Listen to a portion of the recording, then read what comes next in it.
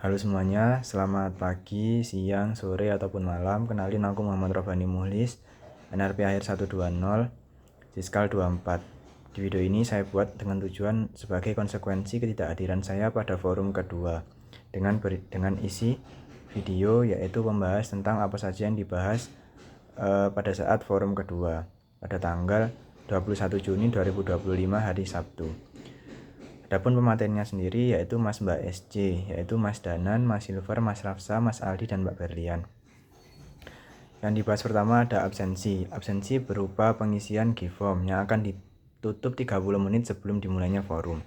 Kemudian, bagi yang terlambat dan tidak mengisi link kehadiran di awal, maka hanya bisa mengisi link kepulangan di akhir forum atau kumang. Adapun tujuan forum kedua yaitu menyampaikan hasil kumang sebelumnya sebagai satu angkatan dan membahas lebih lanjut mengenai step yang akan dilaksanakan berikutnya. Kemudian ada pembahasan hasil kumang. Yang pertama ada bagi yang tidak hadir atau berhalangan tetap melaksanakan konsekuensi, yaitu dengan membuat video berdurasi 5 menit, landscape dan diupload di YouTube, lalu disubmit di Gform.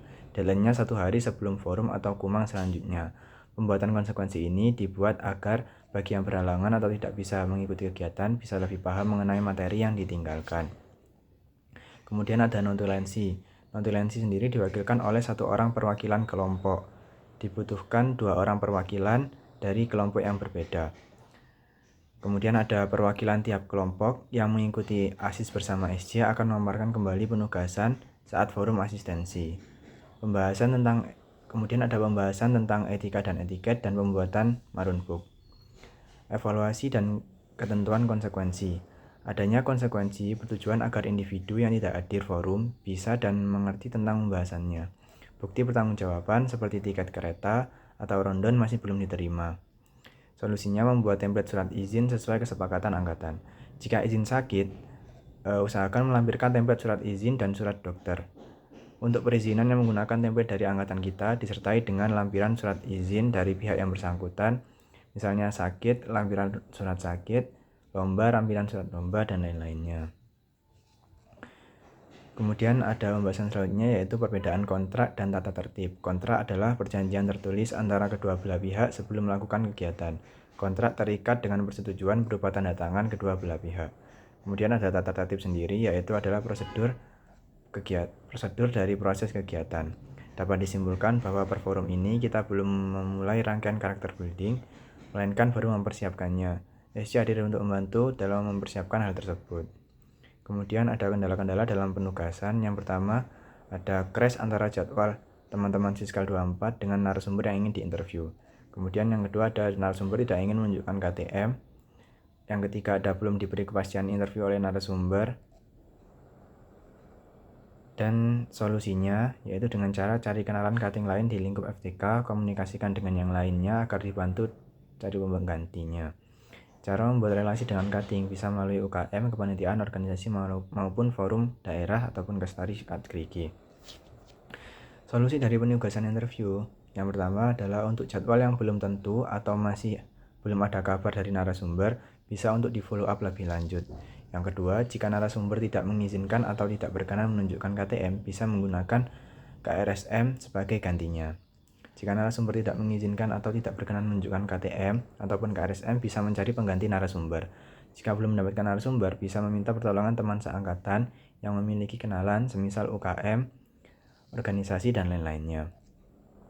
Kemudian ada 4 bidang pengembangan mahasiswa, yaitu ada yang pertama minat bakat, 2 kewirausahaan, ketiga riset dan teknologi, yang 4 ada manajerial. 4 bidang pengembangan ini sebagai wadah supaya skill yang dimiliki mahasiswa ITS bisa tersalurkan dengan baik dan bisa berkembang sesuai bidangnya masing-masing. Kemudian ada penugasan. Penugasan ini yang pertama ada turut serta dalam 5 kegiatan eksternal non-himasiskal dan 6 kegiatan internal himasiskal. Kegiatan bisa berupa lomba, seminar, pelatihan, event. Tidak harus menjadi panitia, bisa turut menjadi peserta juga. Kegiatan harus bisa dipertanggungjawabkan. Yang kelima, untuk penugasan dikerjakan melalui buku marunbook sesuai format yang sudah ditentukan. Contoh event internal, UKKBK, FPW, MOG, hingga kepengurusan. Teknik penugasan belum ada tenggat waktu yang diberikan. Kegiatan hitung semenjak tugas ini diberikan, start dari nol. Penamaan logbook internal dan logbook eksternal. Membuat resume dengan format 1. Hari, tanggal, 2. Nama kegiatan, 3. Deskripsi kegiatan. Deskripsi kegiatan bisa berisi apa peran kita dalam kegiatan tersebut, proses apa saja yang kita lakukan, dan pengembangan apa saja yang kita dapatkan. Yang keempat, ada foto kegiatan terdiri dari 1 sampai 2 foto per kegiatan. Kemudian ada tanda tangan penanggung jawab atau sertifikat. Ini bisa menjadi bisa menjadi tanda tangan tidak harus dari penanggung jawab tertinggi acara seperti PO, tetapi bisa dari orang yang membawai kita secara langsung seperti Kadif, Kasudif. Intinya tanda tangan berasal dari orang yang memang bisa mempertanggungjawabkan pengembangan yang kita dapat sebagai bentuk validasi juga. Mungkin itu saja yang bisa saya sampaikan. Mohon maaf apabila ada salah kata. Sekian, terima kasih.